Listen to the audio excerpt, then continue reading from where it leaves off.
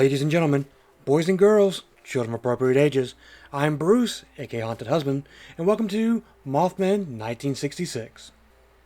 Now, if this is your first time or your 100th time on my channel, hit the subscribe button, won't you?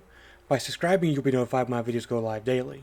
I cover live indie games, indie demos, and great content like this from indie developers. So if you're into all things indie, you found your home, smash the subscribe button right now. So, what is Mothmen 1966?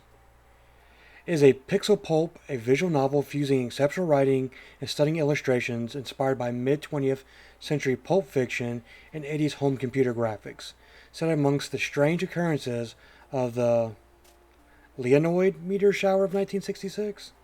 Not sure if I'm saying that right or not. Has extremely positive reviews on Steam. Came out in July of this year. Is developed by LCB Game Studios and published by Chorus Worldwide Games. You can pick it up for yourself today. In the description below, there'll be a link to the Steam page. It is $9 USD. So if you pick that up, if not, definitely make sure if you're wishlisted if you're interested, because you'll be notified in the future should it go on sale. Of course, it has the choose your own adventure, interactive fiction, 2D pixel graphics, tags. It says it supports controller. But it feels more like a point and click, so I'm not too sure how that works. But we'll figure that out. I have not done any of this, so we're all going to this fresh. So let's go into it. So we're in the prologue. This is Holtz. 3 red and 5 black in the discard pile. Of the 6 cards face up on the counter, 2 are red and 4 are black. So 5 red in all and 9 black. You have no more moves. So you have to bet now. I mean, you said always bet on black, right? A large majority of the face cards are black. And you know that betting against a streak is usually dangerous. Even though you've already chosen, you decide to stay away from the encounter. You can't bear losing again. Who am I betting against? You think of your grandma, Elsie, trying to win at solitaire for over 60 years. You take a deep breath and keep sweeping. Elsie's been paralyzed from the waist down since she was 21. Your mom was only 2 months old. The winter Elsie taught you to play solitaire, your parents and sister had been dead for almost a year, and you'd already begun to forget their faces. Damn. Although you cook for her, do her laundry, bathe and even dress her, it still feels like she's the one taking care of you. You close your eyes and almost feel Elsie stroking your hair. You're 11 years old again, and laying next to her bed, crying your heart out. Suddenly the bell rings and you feel an invisible force trying to drag you into the present. Do I look through the window or do I keep my eyes closed? Let's look through the window. Those damn kids. The first bride is followed by 2 more. They step on the hose and activate the bell for a second and third time. You don't know what comes over you, but you yell some things at them that you're too ashamed to remember. You justify yourself thinking that they might be the ones who got into your garage that night and stole some parts of the replica machine gun you're building. Interesting. You won't let anyone mess with your project. The Winans? Steam machine gun is the jewel of your collection. The kids yell at you, old freak, and laugh, sheltered by the distance. Deep down you know that it can't be them. How would they know which parts of the machine gun were worth stealing? Anyway, that guard dog's being brought over in a few days and you'll be able to stop worrying.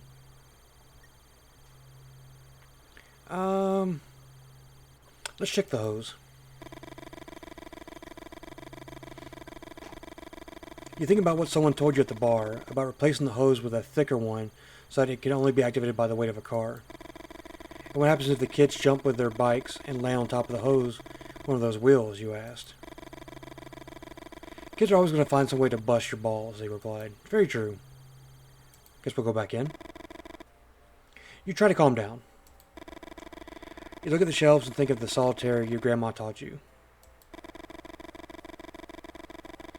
Grandma always said that everyone has their place in the world, and that people keep dancing around it without ever reaching it. To win the solitaire, you have to stop dancing. You know that the chances of winning are incredibly low, almost zero. You can't bring yourself to turn over the next card and decide to start shorting yourselves. Man, he's like super like worried about the solitaire. Like if he gets it wrong, it's going to kill him or something. Doing simple jobs builds up your self-confidence. It provides you some illusion of control. Let's see, we got jug, jug, jug, box, box, box, can, can, can. I'm curious why these aren't all jugs, all cans, all boxes, but that's neither here nor there. Let's grab something from the lower shelf. The box. Replace something on the upper shelf. The bottle. Place something on the lower shelf. The can.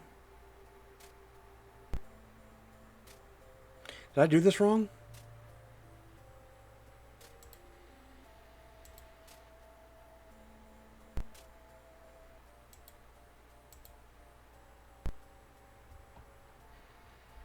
Because this is concerning me, but these are green. These are red, and I guess these are blue. Ooh, okay. Good. One type of product on each shelf. Oh, I guess this doesn't matter. I was overthinking the situation.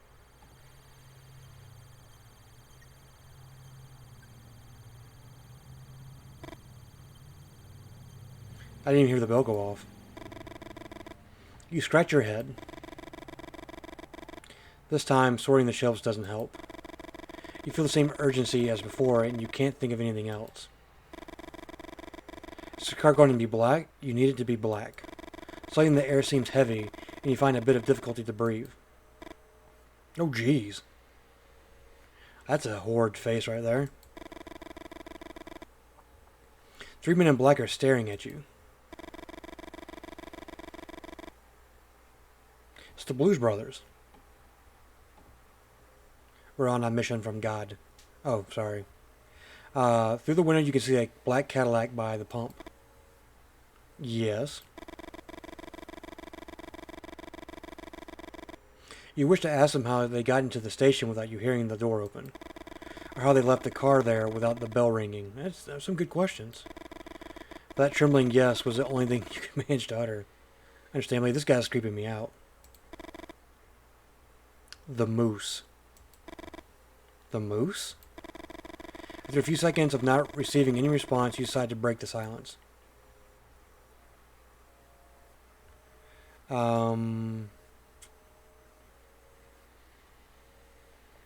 Let's limit the interaction with these guys as much as possible. Let's just give them the directions. Continue straight until the first crossroad and then turn right. After a while, you'll see the bar past the barn with the painted cross. You can't miss it. Then the men in black open their mouths. Every second that passes, the smile on your face feels more ridiculous. The moose. You bought a woman a whiskey.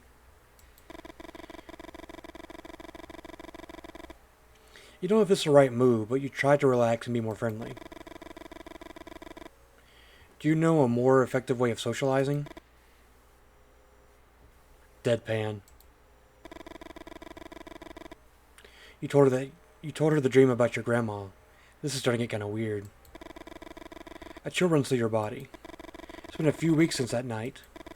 And even though you had a good time with Martha and have no regrets, something about the way these men in black ask their questions makes you uneasy. What? What do you want to know? Granny in the forest. One of the men farther back lets out a cracking noise. Hopefully she's cracking his knuckles.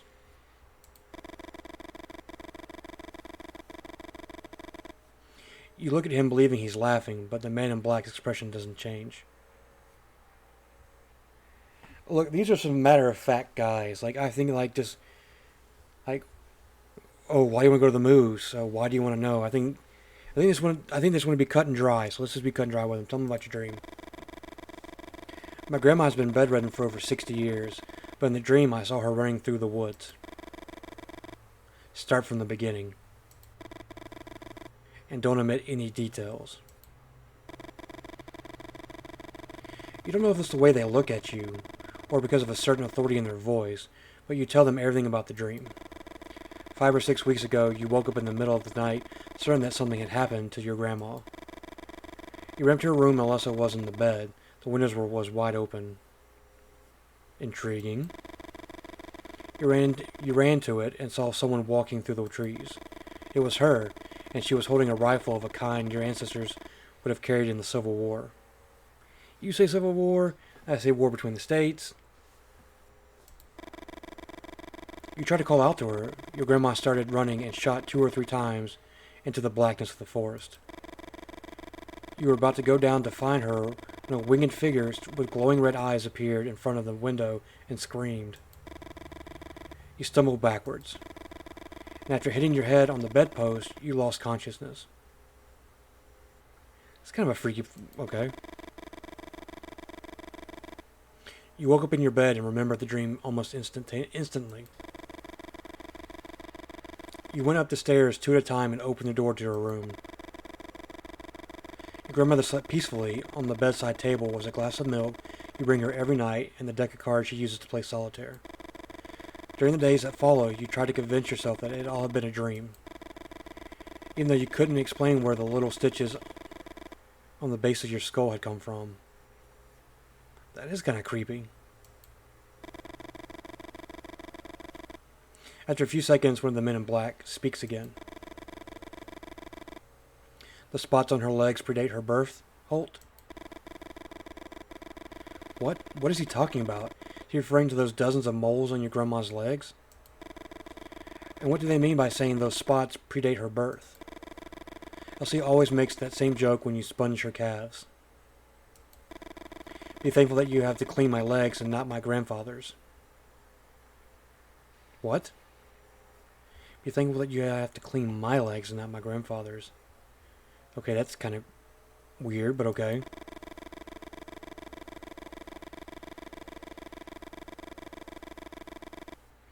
According to what she told you, her granddad had been shot dead by an experimental weapon early in the Civil War when his legs were ripped to shreds. The Winning steam gun, son, a machine gun that doesn't appear in any book. You think about the replica you were putting together in the workshop, and you wonder if that was the men in black who had sold those pieces. You're not telling anyone else about this visit, Holt.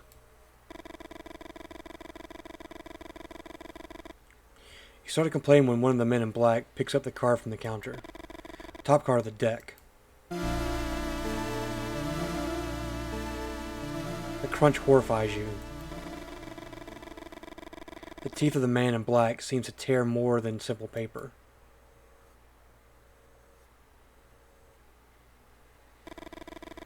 Desperate, you throw yourself under the counter and look for the card. Your heart is pounding. They're going to be gone when I stand back up, aren't they? Thought so. Look out the window and you don't see the Cadillac. You walk to where the car was parked a few moments ago. You step on the hose, and the bell rings. What the hell? Jack of Diamonds. That's not what the Jack of Diamonds looks like, but okay. Crap, it's red. You think about the edge of one of the men in black tore off, and you remember the noise he made when he chewed it. Was it a threat? A warning? You wonder if you should tell your grandma everything that happened, or just keep your mouth shut. I'd probably just keep my mouth shut. And keep playing the solitaire with my marked card.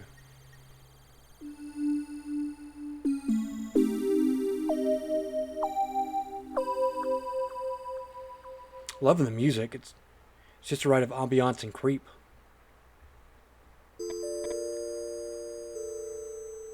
Chapter 1, Lee. We'll probably get through like another chapter depending on how long it is. And I'll probably do it before I look at it.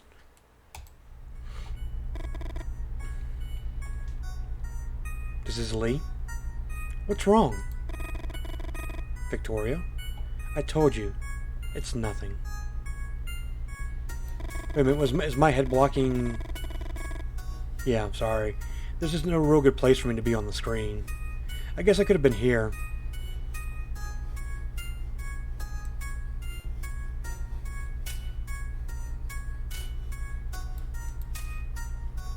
That damn pause again. There's something she's not saying. The Mustang purrs. You shake your head, feeling sad inside. The sound of an engine hides no secrets. Lee, you're right. You bite your lip and sigh. Why is everything so damn hard? Tell me about it. Victoria settles into her seat. Let's start over, okay? Where are we going? I mean, you want answers, right? You have to answer the question. It's a surprise. Please?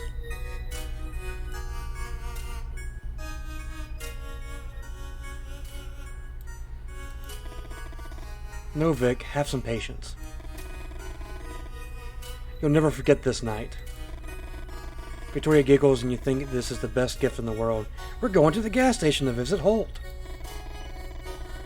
For a moment you forget all the previous discussions, your obsessions. A giggle, a friendly gesture, making someone feel good ain't rocket science. You look at the clock and can't believe your eyes. You left your house on time, but you're pretty late. How could... You step on the gas. Lee? Lee! You scratch the side of your head. Wow, you really hate being told how to drive. Lee? Why doesn't she just tell you to slow down? Take your foot off the gas. Thanks. You're trying your best. You really think Victoria could be the one? Really? You really think she could be the one? The one. Oh my god. It's Neo.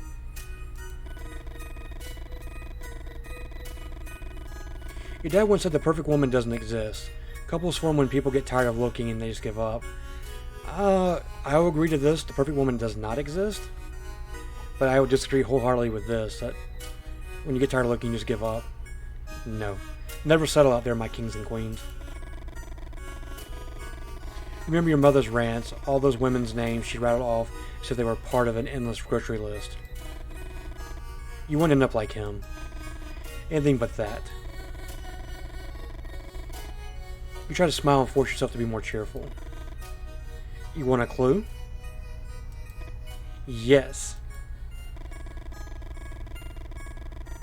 Victoria looks into your eyes and you feel a warmth on your face that takes you by surprise. You felt the same thing the first time you saw her in the college. Keep looking at her for a few seconds that seemed like forever. What? Do I have a booger? Go on, Victoria. Where? You can't help laughing out loud and have a hard time containing the urge to kiss her.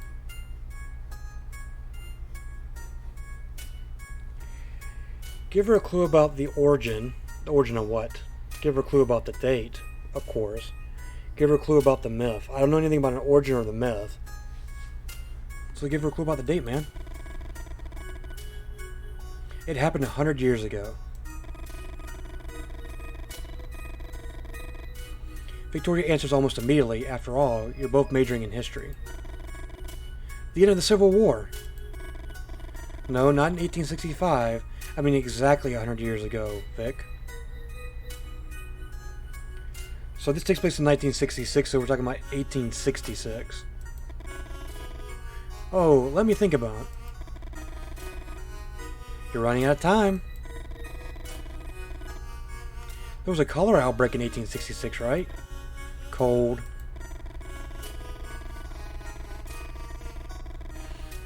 And how twisted do you think I am to set up a date themed around cholera outbreak from a century ago? you have a clue about the origin? It comes from far away. Victoria makes a gesture for you to complete the sentence. You just shrug. It comes from far away. I mean, that could be anything. Guess then. The circus? Freezing cold, girl. Last clue. One would be a source of superstition, but we're talking thousands. A source of superstition? A black cat? Victoria looks at you expectantly, desperate to be right. No, Vic, just give me a minute. You won't guess it unless you reach out to open the glove box and Victoria grabs your wrist. Better leave it to me. Victoria opens the glove box and examines its contents. A folder, a box, a flashlight. What are you looking for exactly?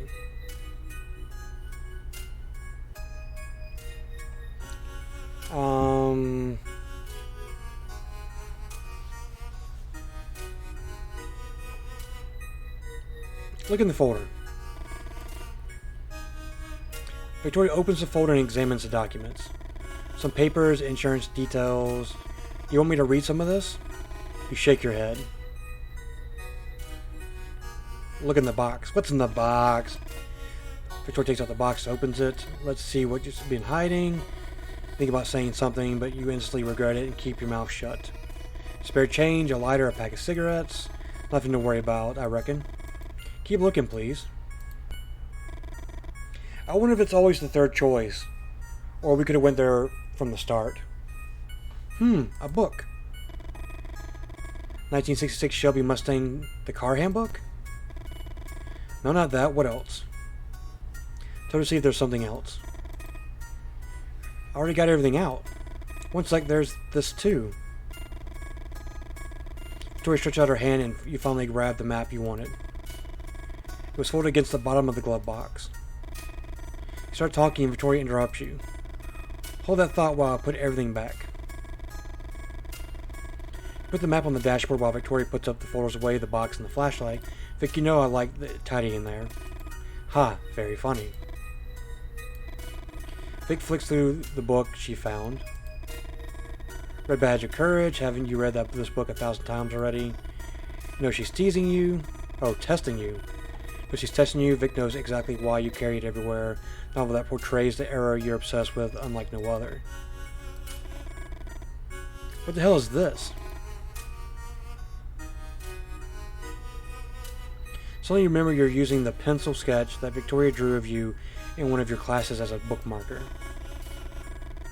A sketch she begged you with tears in her eyes to destroy and you swore you already had. Vic, I'm sorry. I swear. Watch out! You swerve to avoid a shape in the road. Victoria looks back. Lee? You almost ran that thing over. You put your hand on Vic's shoulder, trying to reassure her. Victoria points ahead. Just keep your eyes on the road, please. She's doing it again, telling you how to drive. At least this time she came right out with it, instead of just saying Lee disapprovingly. You try to control yourself, but it's hard. It's not just the last thing, but the buildup of all the small gestures. You take the map and throw it on her lap. Victoria raises her arms in disbelief. The Leonids, Victoria. We're going to have dinner watching the Leonids. Victoria says nothing. Forgive me trying to arrange the perfect date. You try to keep silent, but you can't hold it in. A meteor shower. A phenomenon associated with the passage of the Templi-Tuttle comet every 33 years. Victoria keeps staring straight ahead. In 1860, there was one of the most spectacular meteor showers ever recorded. I saw some lithographs in the library. Victoria doesn't even move. Everyone makes a wish on a shooting star. Imagine how many wishes you can make with the thousands of stars shooting through the sky. Victoria settles into her seat. You know what, Lee? Shut up. Wow, damn. You never heard that tone before from her. Just keep quiet until we reach. She pauses as she examines the map you threw on her lap. Holt? Holt Station? Haha! I caught it! We can go visit Holt! You feel your heart pounding. Your hands are shaking. Your knees are weak. That's what she wants? For you to keep quiet? For you not to say a goddamn word? Your hands grip the wheel tight, all the preparations you made for the night. Your friend Freddie had worked out the ideal place to see them in all their splendor, away from the city lights. And when you noticed Holt Station was inside the area, you didn't hesitate. But now Vic had ruined it.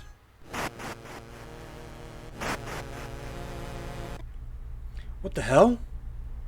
I mean, he's got an agenda. Look at him.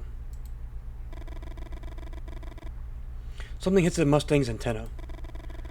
What the hell is that? Stop, Lee, stop!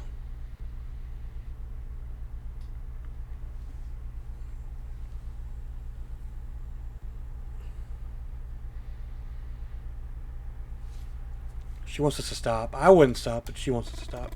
Slam on the brakes instinctively. You put your hand in front of Victoria to keep her from hitting the windshield. You get out of the car and find a dead bat in front of the headlights. Then my head hit the antenna and somehow got entangled. You can't believe it. What are the odds of something like this happening? Don't bats have some advanced echolation system, like a submarine or something? Echolocation? Some type of sonar system? What starts as a simple grunt in your throat emerges as a helpless scream. Damn! This is what I get for trying to do something different. We should have gone to the movies. Lee. Vic's whispering. Doesn't take long to see why. Got room for a third wheel? Over there, the Coyote is watching you from where the dark of the forest meets the light of the moon. Vic, we got this. It's not interested in us. You point to the dead bat. They're scavengers. You hear a growl that quickly multiplies. Suddenly you're surrounded. It's not the first time you face coyotes in the woods, but you aren't taking any chances. When I say run to the car as fast as you can, you try to recall all the advice you've heard from situations like this. Make lots of noise, wave your arms around. One of the coyotes in front of you approaches.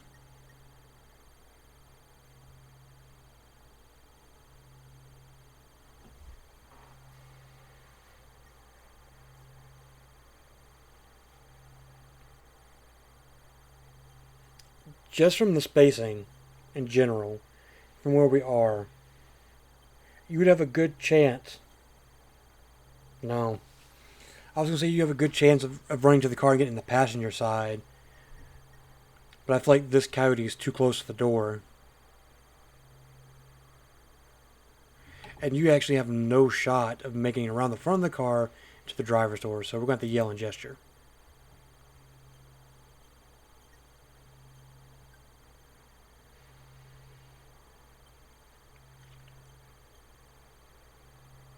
I mean, it would make sense to yell at these because they're closer.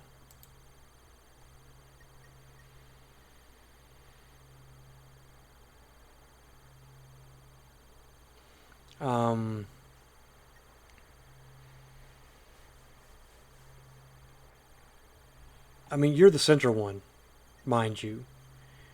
But are we facing... Because we're facing that way, this one's on the right, this one's on the left. But we're facing that way, this one's on the right, this one's on the left.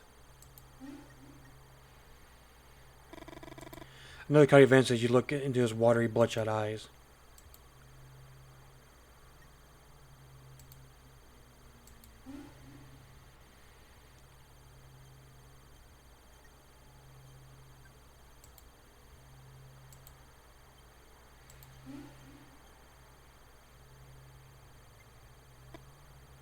Crap. Three coyotes advance at once, yelling and waving your arms around. Won't be good this time. Bang on the hood. Trick seems to work. All the coyotes back down. No coyote advance this time. It's your chance to go on the offense. Where did I get a stone from? You're trying to find your 4 stones. You pick them up. You want to get this one.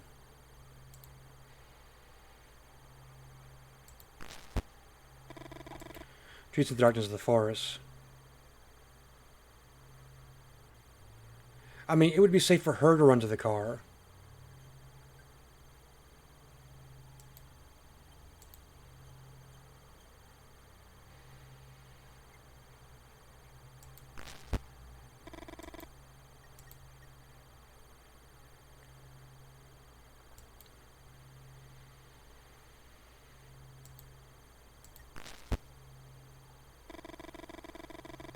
Someone flies right in the middle of the Coyotes, making one of the closest and also retreats.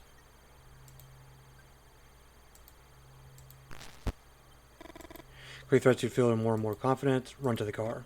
Now! Woohoo! Got him! You get in the car, close the doors, and Victoria starts laughing. Although you know the reaction is more adrenaline than anything else, you start laughing too and then kiss her. You start the car with the V8 roars into life, you resume the trip. After a few wordless minutes, you suddenly remember something. Halt, Vic. We're going to Holt's gas station. Vic starts whistling. The doubt, the fears, everything seems a bit ridiculous now. Think about the plans you made for tonight and smile. You really like to hear her whistle.